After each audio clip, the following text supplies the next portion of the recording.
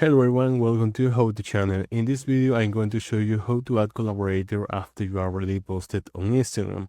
This process is very simple. The only thing we need to do is open your Instagram app. As you can see, I already uploaded a post. So what I'm going to do next, we're simply going to tap the three dots located in the top right corner. In some case, depending on your feed, or if you use a personalized feed, the layout might look slightly different, but the steps are the same. Now, let's go to your profile. Once we are on your profile, we select the post where we want to do add collaborators and tap on it. Then we tap the three dots in the upper right corner.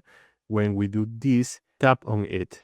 Inside the editing options, you see at the top right next to your name, there is an option called Add Collaborator. Tap Invite Collaborators. From here, simply shows the person you want to add as collaborator, and that's it. And that's it. That's that's how you can easily add collaborator to an Instagram post after publishing it.